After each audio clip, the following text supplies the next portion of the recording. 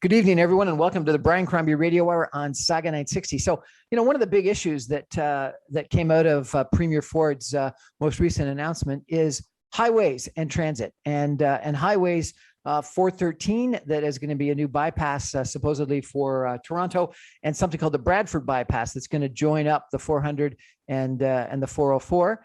And also, a huge investment both by the federal government and the provincial government, supposedly in transit, specifically electrifying and making all-day two-way frequent GO train service on numerous different lines.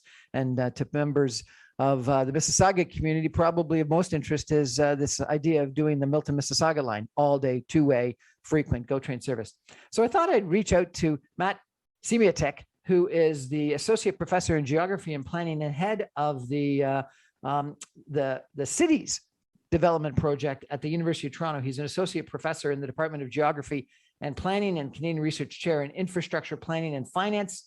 His research focuses on delivering large-scale infrastructure projects, public-private partnerships, and the effective integration of infrastructure into the fabric of cities. Matt, how are you? Welcome to our show. I'm great, Brian. Nice to be with you. Nice to have you back. So first of all, Premier Ford announced this Highway 413 and the Bradford bypass. What do you think about that? Some people think that, with the growth in Toronto, it's critical that we have new highways, particularly in regards to getting not only people, but goods distributed around the city. Other people think that it'll just get filled up again and create more traffic. What do you think? I think these highways are taking us in exactly the wrong direction. They will not solve the gridlock problem that we have. We have a terrible gridlock problem in this region. And every time we've tried to build bigger highways, it has backfired and led to even more traffic and more people stuck wasting their days on those highways, stuck in traffic. And so these highways, we know from experience, we also know from decades of research that building bigger highways and new highways doesn't solve a gridlock problem. So for people stuck in traffic who are looking for an alternative, this is not the solution. Then there's the environmental impacts, which will be really devastating in terms of the impacts on farmland and also the green belt. Then there's the pollution elements of this, both in terms of local particulate matters and also greenhouse gas emissions. Right at a time where we've claimed a climate emergency, building bigger highways will have a huge impact on the environment. And then there's the economic impact that these projects are going to be hugely expensive. The Premier has said that they will have no tolls on them. So it's not even the users that are going to pay for those facilities, but rather all Ontarians through their taxes. So from a fiscal perspective, from an environmental perspective, and even just from basic traffic perspective, these highways are really not the solution, and they take us in the wrong direction. Okay, so what is the solution? The solution is to invest heavily in public transit and to connect those investments in public transit with intense, dense, mixed-use communities where people can have all their needs met nearby to where they live. The interesting thing is we've actually already started some of that process in this region. You can see it happening in Mississauga, as well as in Vaughan, in Markham, in the city of Toronto. You can see the seeds of these developments as well in Brampton. You can see the seeds of these types of intensification and mixed-use communities coming online. And the highways will actually take us in the wrong direction because they spur just the type of auto-oriented development that will cause the traffic and undermine the types of complete communities that are being built. So we know what the solution is. It's to intensify and connect communities with transit. And building highways doesn't just add more traffic, it also undermines our land use goals as well. So I've been on both the TTC and the GO train recently, and not a lot of people are using them. They're worried. In an era of pandemics and COVIDs and viruses, people want to be in their own cars. This is a moment that's been very hard for public transit. Transit ridership at the height of the first wave of the pandemic in the spring of 2020, transit ridership was down by like 90%.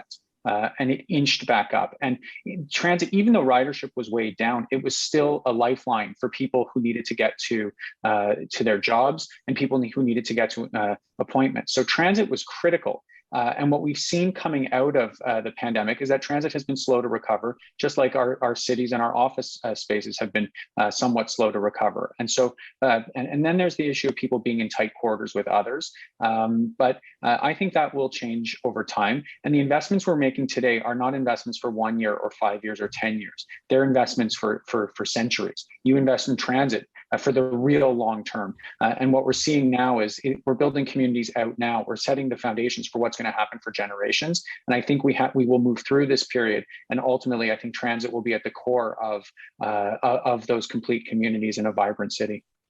So let's be personal for a second. I live in Mississauga, and my work right now is at Yonge and Shepherd. And so I take the 427, the QEW, the 427, and the 401. Every single one of them is packed, and there's almost always an accident. And it takes me upwards of an hour to do the commute. If I was going to come by transit, I'd have to take a Mississauga transit bus to the GO train to Union Station, TTC up to Shepherd. It would take me 2 hours of time, and I'd pay 3 different fares. So you tell me, isn't building more highways the solution for people like me? I think what you've described is exactly the problem we're in, and your trip choices are completely rational given the circumstances that we have. And they speak to the fact that the solutions to the gridlock problems we have are not individual, they're systemic. And the government plays a significant role in unpacking those systems and recreating alternatives for people to really move around. We've missed a generation of investment in public transit. And that's meant that for all of the infrastructure that we would need to enable you to make, especially those types of orbital trips, we could call them, that don't necessarily aim to go into the downtown core, we haven't invested in that infrastructure for a very long time. Our entire transit system, especially the regional transit system, is designed to funnel people into the downtown core in the morning and out in the afternoon. And we're trying desperately now to catch up and build those other pieces of infrastructure that allow people to move around the region, which capture a lot of the types of trips that people are really making. So we've missed that generation of infrastructure investment. And the other part, and this is going to be make some people's blood boil perhaps, but is the way that we pay for the roads. That we have roads that don't have tolls on them, and when facilities or infrastructure doesn't have a fee or is underpriced, people tend to overuse it. And so what you're seeing is a lot of people making very long trips, and the land use patterns in our region have responded to exactly the way that our roads are designed, and the fact that they're not being charged for the types of trips that they're making. And so I'm a transit user. I'm also a motorist. So in many ways, I'm in the same spot as you. And I think that the answer is not just individual choices, but it's systemic investments that enable people, give people the options that they need for the certain types of trips that they're making. We're chatting tonight about transit and highways and building better cities. We're going to take a break for some messages and come back more in just a minute. Stay with us.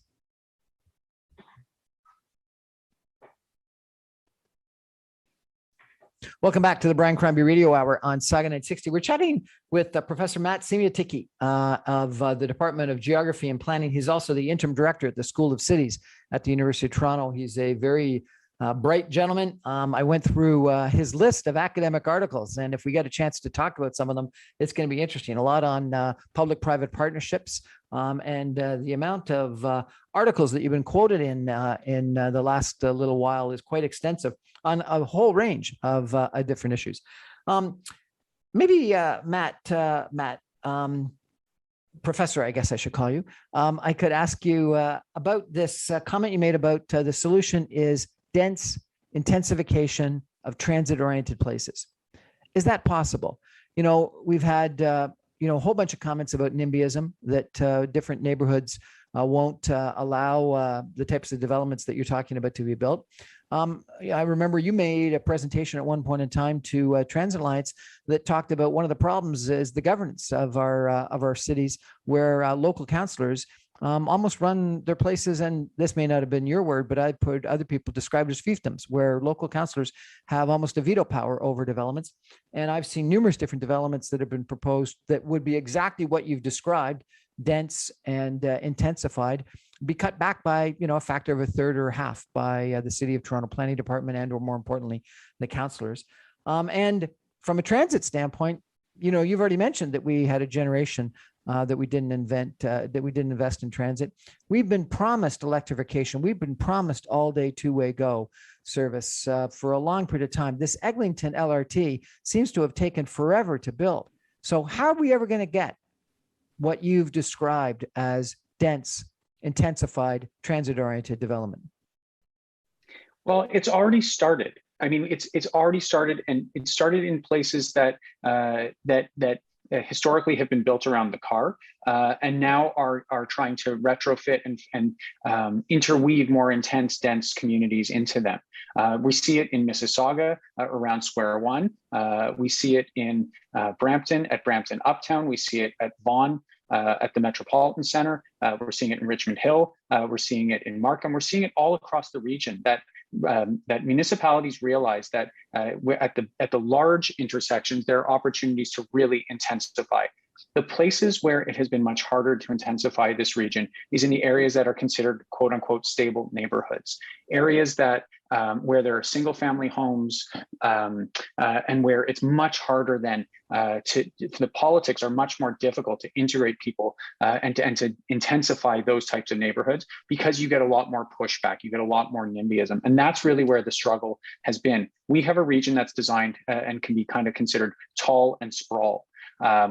So we have tall areas, we have neighborhoods that historically have been brownfield neighborhoods where there might have been industrial areas and there weren't that many people around, where you can then go very tall. And then at the other end of the spectrum, we have sprawl and low density types of areas that are single family homes or duplexes and townhouses. We don't have much in the middle. That missing middle has been very hard to build. And the politics of intensifying neighborhoods is challenging because of the pushback that you get. And you're hearing a lot of people now saying what we need is not just a NIMBY movement, but also a YIMBY movement, a yes in my backyard. Because the project that is opposed, or the scaling back of density, that is people who are not coming and who are not able to live in that neighborhood anymore. And those could be your children or your grandchildren. They could be people who desperately need housing. And it's also driving the unaffordability in this region. So this is why we desperately do need to find new ways of integrating housing into communities and overcoming some of that opposition that does tend to come up when we talk about intensification. So let's talk about some of the examples you used. Mississauga Square One, doesn't have any rapid transit to it. It may have an LRT in the future, but it's still in the planning stations. It hasn't been built. The GO train doesn't come anywhere close to it, which is one of the negatives. And really all that's there right now is a shopping center and building around a shopping center. And former Mayor Hazel McCallion told me that the one reason why it developed is because they didn't put a limit on height. And it was that was the sort of unlimited density, and the developers could build what the market demanded rather than what city planners told them or city councilors told them to develop. The Vaughan Metro Center, a lot of people criticized the extension of the subway to Highway 7 to the Vaughan Metro Center. And the height of those buildings is unbelievable. And a lot of other municipalities and a lot of the city of Toronto wouldn't allow you to build that height. So it's almost as if the lack of planning or city oversight was a positive in both the Vaughan Metro Center and the Square One area. I would argue that planning plays a key role in ensuring that you don't just get density, but that you get complete communities and neighborhoods, because that's ultimately where people want to live. They want to live in areas that have both high quality housing, but also neighborhoods that have schools and parks and libraries and recreation centers.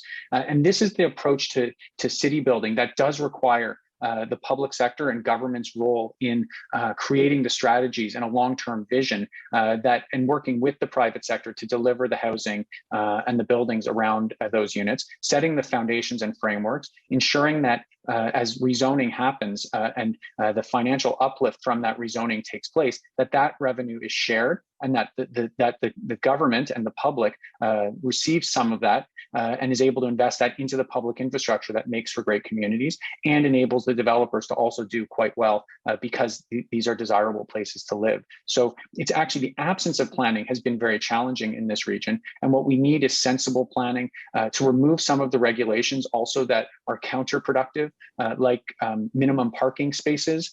Building parking spaces is hugely expensive, especially as you have to go deeper and deeper underground.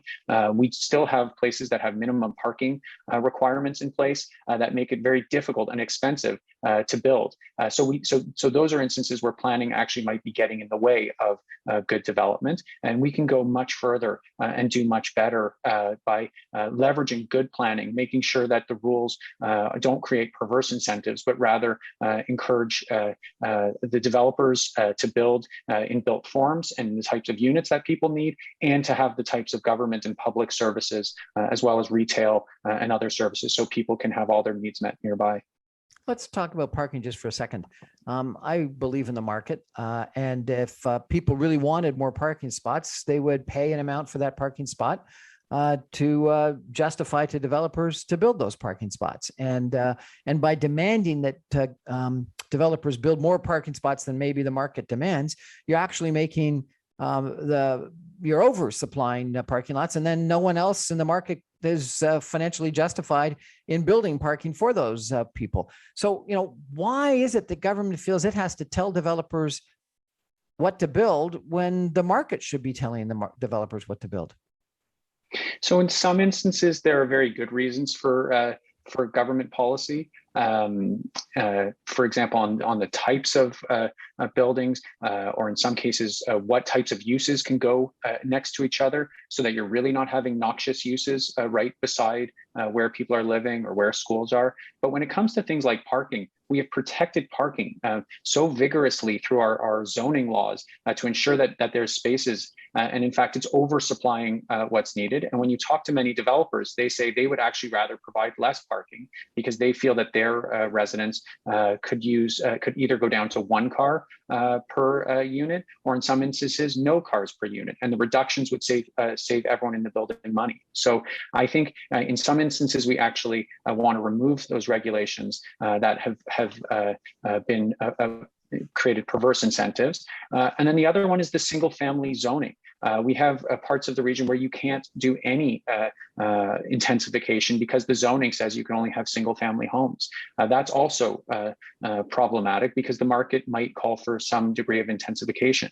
Now, do we want people to be able to build a 50-story building smack dab in the middle of certain types of land uses? Perhaps not, but we can come up with strategies that enable intensification, that enable gentle density to occur. And we also know that some neighborhoods are getting a lot more density than others. And because of that idea of tall and sprawl, what you have is that the areas that are able to, where it has been zoned for tall buildings, they're getting a lot of tall buildings, like at Yonge and Eglinton, where that was designated as an area where they could go, developers could go tall, and they're getting a huge amount of density, which is positive because it's a great neighborhood with really good transit access, but it's also creating all the pressures and the needs for better infrastructure. And that's where public policy comes in. We should absolutely be intensifying areas around good transit, but we have to make sure that, and the role of government is then to share in the revenue and the windfall that comes from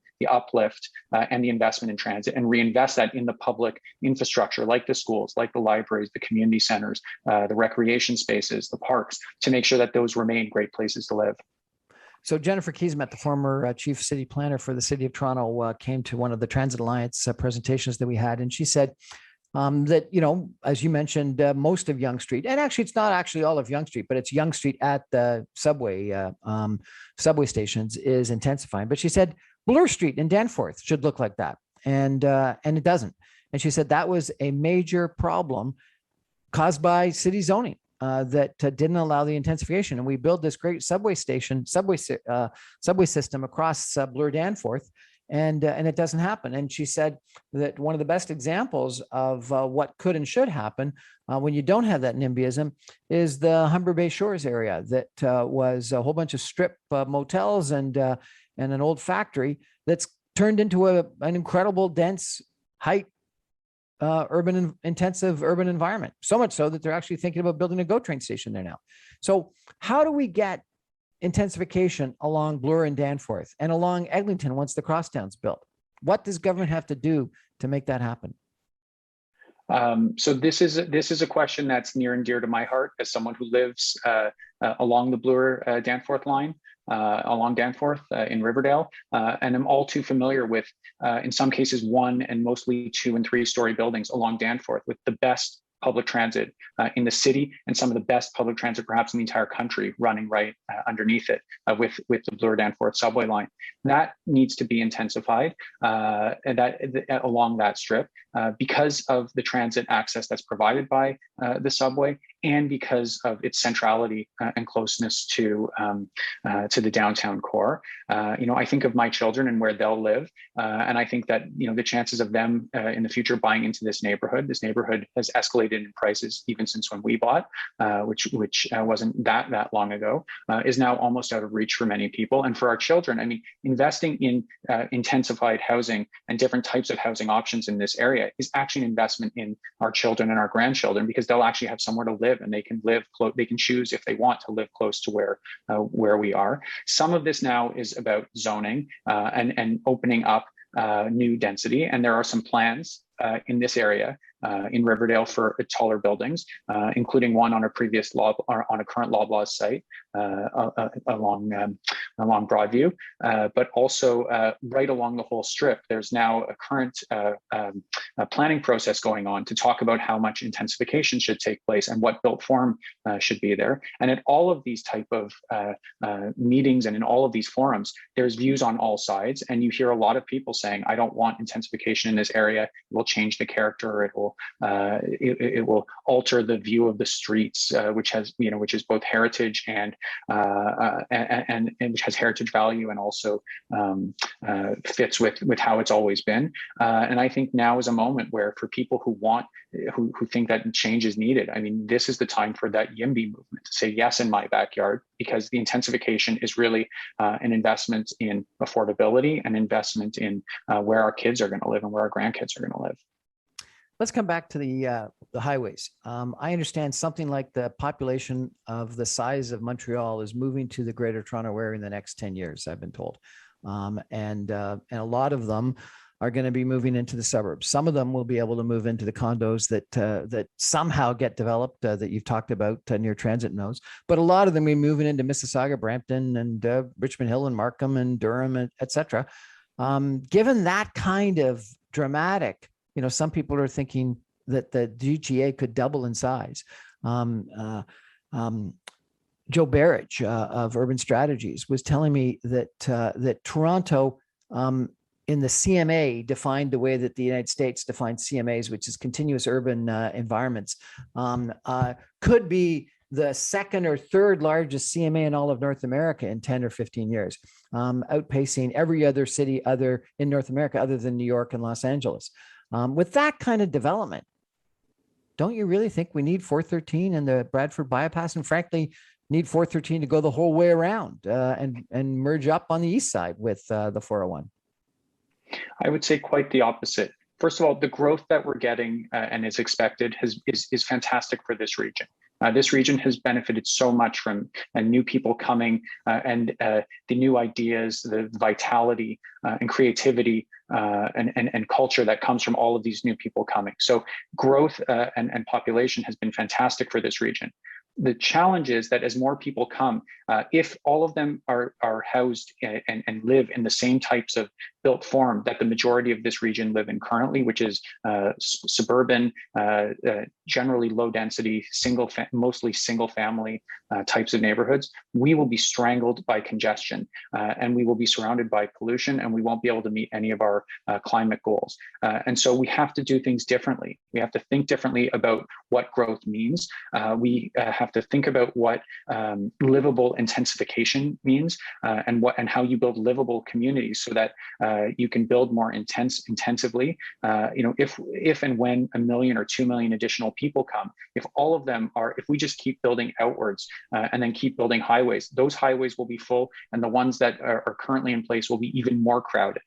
We just can't keep going in this way, and we have to think about building differently, more smartly than the way we have in the past, and that will enable our city to grow and also meet all of its other goals. We're chatting tonight with Professor Matti Siemiatycki from the University of Toronto. He's head of the Cities School of Cities department at the University of Toronto. He's a professor in the Department of Geography and Planning. We're going to take a break for some messages and come back more with Matt in just a minute. Stay with us.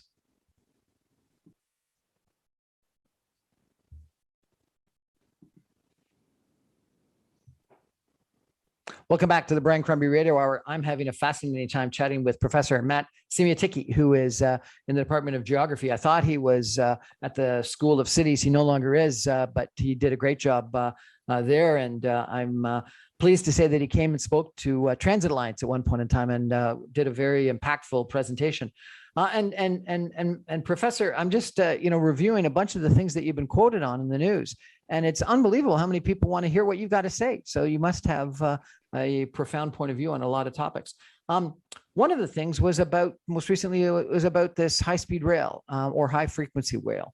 And I actually had the prior president of VIA come and talk, and he said he would love to have high-speed rail in Canada, but he didn't think that governments would ever fund it. And so high-frequency rail was the potential solution. He used Amtrak 24 runs, I think, a day between Boston and Washington, and only something like 4 runs between Toronto and Montreal. And he said we have to have for the traveler and the business, the vacation traveler, as well as the business traveler, far more frequent service. And some of that is with dedicated lines.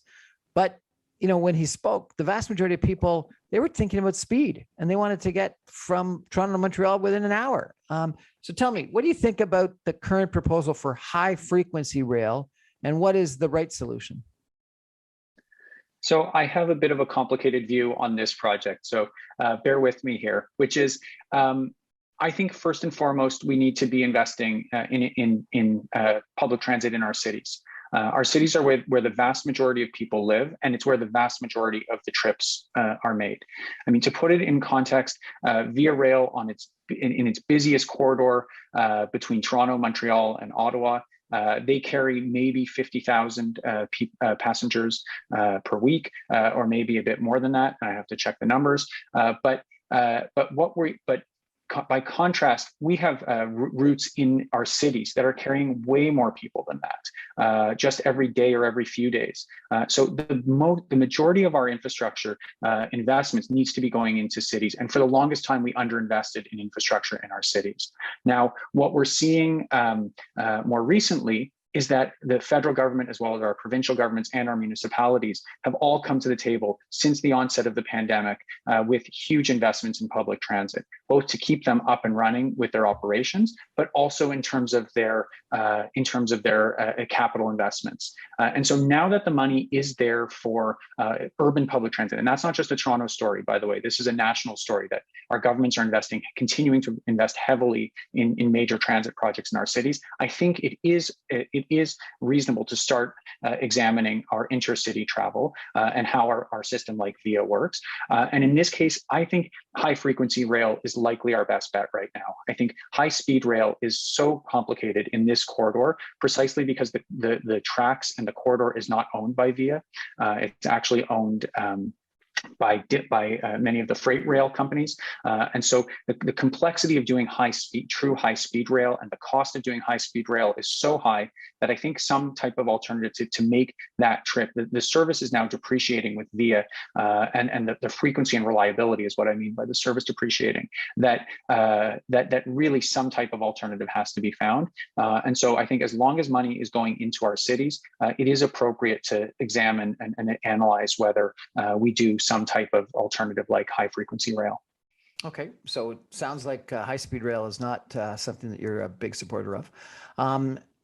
You talked about freight lines. The Milton, Mississauga GO train line in the business case that Metrolinx put forward had an 8-to-1 benefit to cost ratio, the highest benefit to cost ratio the business case said that they've seen in any transit system upgrade in all of the world. They looked at the vast majority, and they said the vast majority are in like the 2-to-3 benefit to cost ratio. The challenge was the line is owned by CP, and it's the main CP freight line that takes freight through the city of Toronto. What's the solution there? This is the story of our region, that and we call this the splintering urbanism of our infrastructure, that it is that you have parts that are splintered off and owned by different organizations, some public, some private, and it's just hard to coordinate across them. I don't have a specific solution for that case, but what I do know is that each of those owners, whoever they are, is going to hold on dearly to their to what they own, and making arrangements and making agreements across those different owners requires real care and real negotiating skills, and often finding a solution that makes everyone whole, because there is as the infrastructure has fractured and fragmented in terms of its ownership, it just makes it hard to build a coordinated system. And you're seeing the challenges of that. You're also seeing the challenges of that with Highway 407. When we talk about Highway 413, there was a panel that looked at alternatives to Highway 413, and one of the solutions was to add and make it easier for trucks to use Highway 407, and that is that, or making decisions around the tolls on 407, and that has been extremely challenging because it's privately owned. It's not an asset that the government has control over, and so any decisions there have to be negotiated with multiple parties, and those parties have their own financial interests, and it's hard to make those changes. So you just see the examples as the infrastructure ownership splinters and gets spread over different parties. It just becomes hard to run a coordinated, integrated system, and oftentimes the biggest losers are the general public. So privatization of 407 was a mistake? A huge mistake. Yeah, I mean, not only was it a mistake from a policy perspective, it was fiscally a terrible deal, and we continue to pay for it. Just to be clear, I mean, I support the tolls on Highway 407 because that revenue it plays a very important role in terms of managing demand for driving. It ensures that people, when they drive, they first of all, they pay for the infrastructure itself, and second of all, it allows them to make choices of when they want to drive or how many people they want in the car. So I support tolls on that highway. What I would really prefer is that revenue was being collected by the government and being reinvested in the asset itself, as well as in improved public transit and public services, rather than paying dividends for and returns for its shareholders. Talking about all these different private interests, I was fascinated with an article that you were quoted in the Montreal Gazette that talked about the case taking over transit planning in Montreal, and that was bad and it hurts everyone. Do you think the case's involvement in the REM was good or bad? The expansion of private interest into the planning and provision of public transit, I think that's government's job. I think it's the government's job to protect the public interest.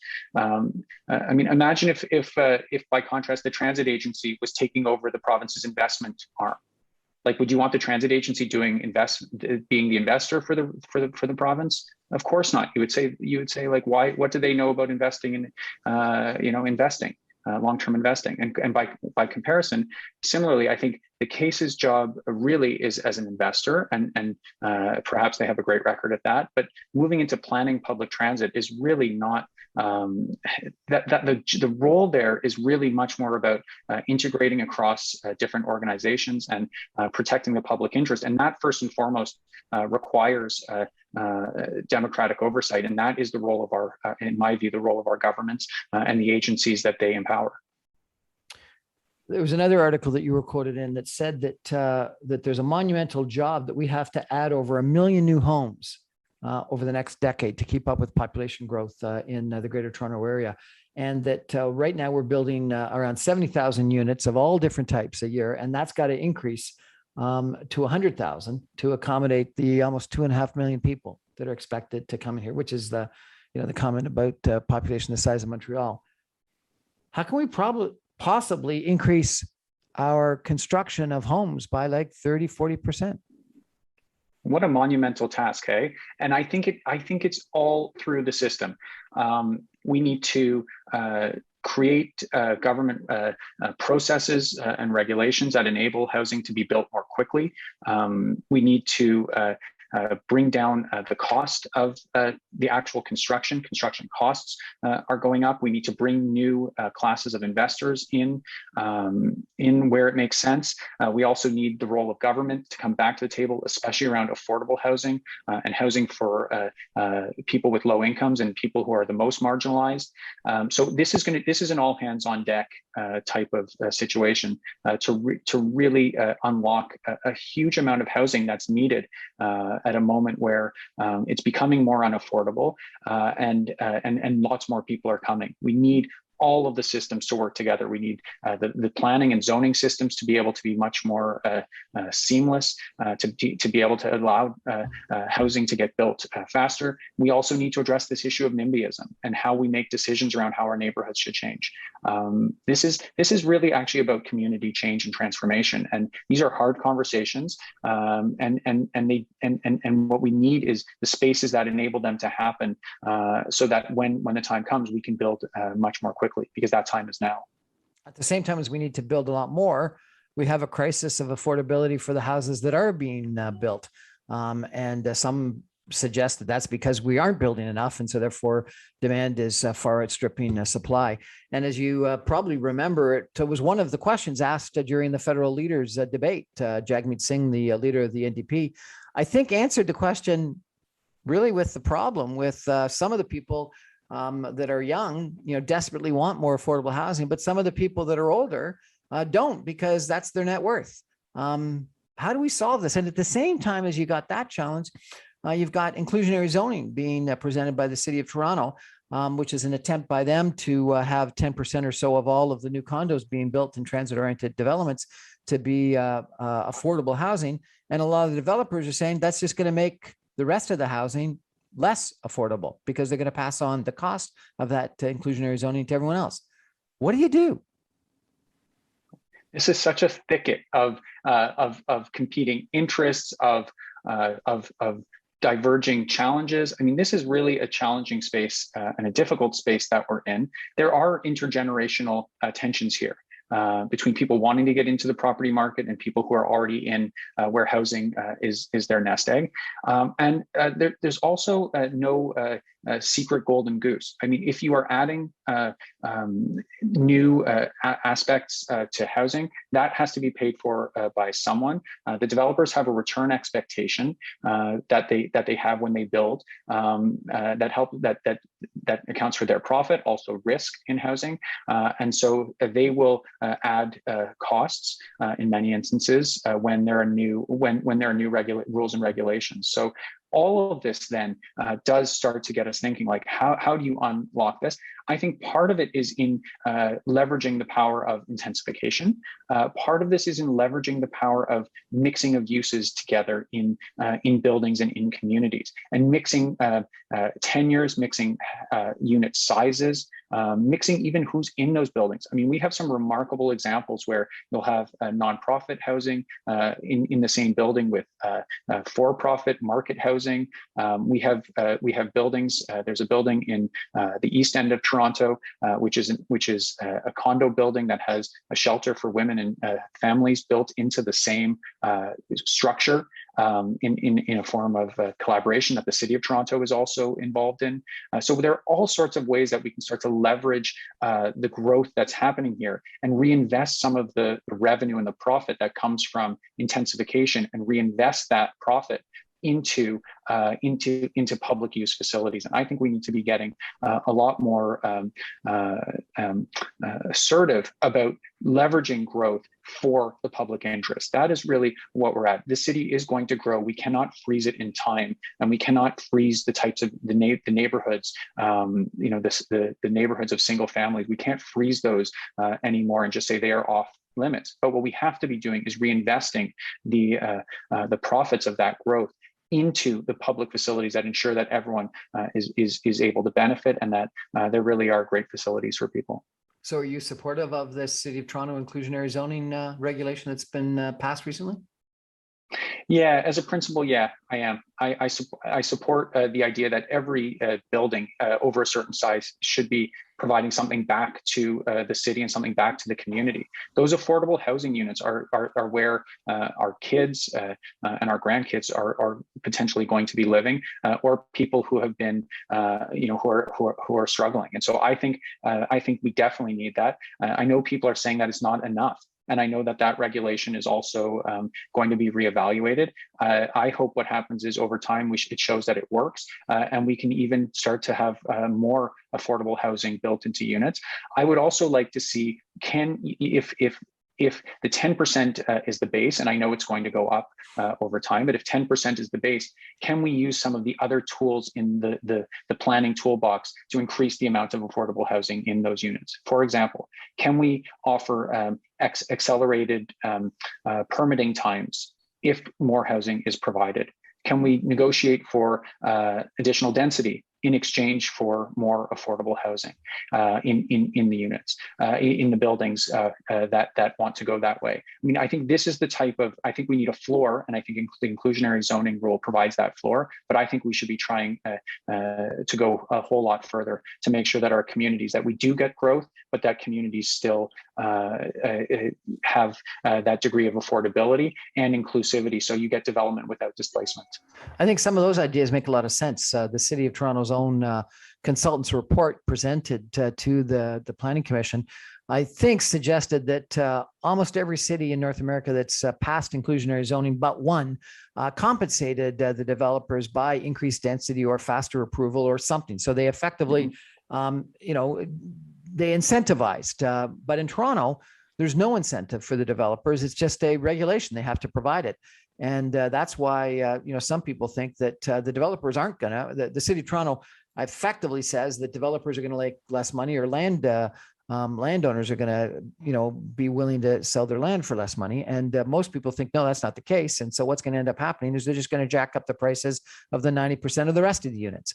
And so, I wonder whether this inclusionary zoning is going to work. And some other people have quoted back past policies that what you're going to do is you're going to end up having a huge amount of people that try to get their developments in and approved prior to the introduction of inclusionary zoning.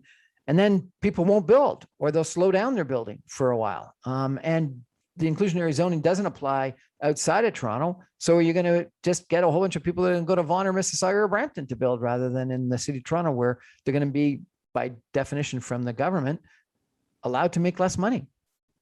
I think this really speaks to the regional aspect and how we have to plan as a region. If each municipality goes it alone, then you will have these dynamics where investors and developers are searching for, the better opportunities and to try to find the places where the regulations work best in their interest. I think we need regional coordination. I know the inclusionary zoning rules will also be reevaluated, I think within a year. And so that's an important moment then to reconsider how it's working. I think in a development market that's this hot, I think I think that developers will continue to build. I don't think the 10% rule is going to considerably put off many who are looking at these big projects, but it will be another cost line that is going to be then spread across the rest of the building. And we'll see how the economics of this play out. And in an environment of low interest rates, whether they're going to try to pass that cost on fully to a market that they think can bear it, or if they're going to be readjusting land prices and re-examine profits. But what you do learn from development is there's a base rate of return that they're looking for, and then they will then try to build a project around that. That's pretty much how development works. Which means if there's a base level of profit, either the land owners have got to accept less, or people have got to pay more, or you're not going to build. Something's got to give here. Like I think that's what we were talking about. There's no hidden golden goose. There is someone is paying for that additional provision of services at below market rates, and that money is going to come from someone. So you're right. It's either going to be the developer's profit. I think that's unlikely. The landowner's profit. I think that's unlikely. So then we get into, well, where does it come from? Does it get spread over all of the other purchasers, or is there some other, or are there some other mechanisms that ultimately get added? And as you said, in other regions, they've looked for other mechanisms to try to find that balance a little bit. But we'll see what happens in this region. In a region where housing prices are already going up, right? Like, it's not like this is a steady market. I mean, the prices are skyrocketing already. And so we will have to see what happens there. Where we need more supply, no question. We're chatting tonight with Professor Matti Siemiatycki, who is a professor of urban geography at the University of Toronto. We're going to take a break and come back with some concluding comments in just a minute. Stay with us.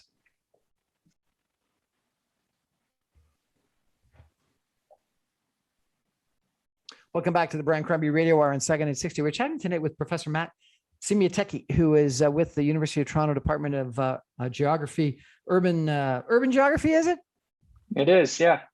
Geography and planning. Geography and planning. And Professor, if people want to check out some of your articles and things like that, is there a website you post them on, or just Google your name? If you Google my name and get anywhere close to the spelling, you'll find me, and you can check out all my publications there.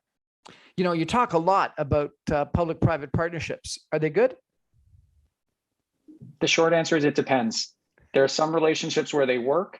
There are some where they don't. I think the key with all public-private partnerships is on the public sector side to really ensure that the public interest is put at the front of these arrangements, because that is at the core of what the government's mandate is to protect the public interest.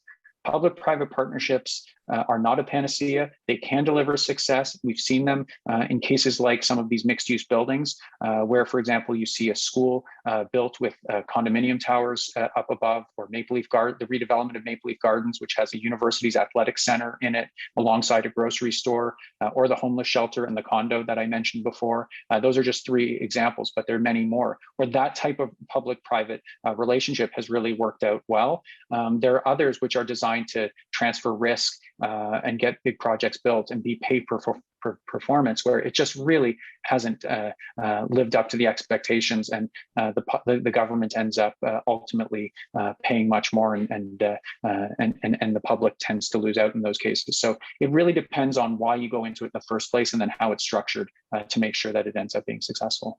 You mentioned the idea of missing middle earlier in our chat, you know, I had this interesting conversation with an urban planner that said that we seem to either build things that are like 100 units per acre or more in a big condo, or 4 or 6 units per acre or less in single family homes in suburbia.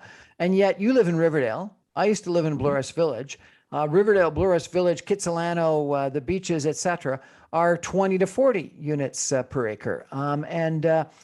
And that's what people like to live in. Those are the complete communities that you describe, but yet we don't seem to be building them anymore. New Zealand has passed some regulation that says you can build another property on your lot without any approval whatsoever. Kitsilano allowed you to build a laneway house without any kind of approval.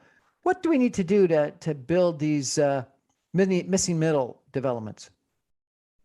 Well, everything that you've just described. I mean, the laneway houses and making that a smoother process would be great. There's a lot of talk about additional height, even in neighborhoods of single-family homes. So could you build small apartment buildings or multi-unit buildings within the same house? You know, neighborhoods like Riverdale and Bloor West Village and some of the other neighborhoods in this city have actually lost population because as they've changed and as more wealthy people have moved in, they often evict the tenants. And so you actually, so that houses that had been functioning actually as small rental buildings are actually now being reconverted into single family homes as the neighborhoods gentrify and as more wealthy people move in. We are losing population at a time when more people are coming. And just like what you said, it's putting a ton of pressure on the tall neighborhoods like Yonge and Eglinton and other places where we can grow upwards. And it's making it much more unaffordable in neighborhoods that are these single family home neighborhoods. I think we have to pass regulations that do away with single-family home zoning and enable the gentle intensification of neighborhoods, and do it in a smart way so that you get these complete communities where many more people can afford to live. Matti Siemiatycki, professor of urban geography at the University of Toronto. Thank you for an incredibly interesting conversation tonight about transit, about highways, about planning, about density. I think we should elect you mayor. I'm happy with the job I have, but thanks for the vote of confidence, Brian. That's our show for tonight, everyone. Thanks for joining us. Good night.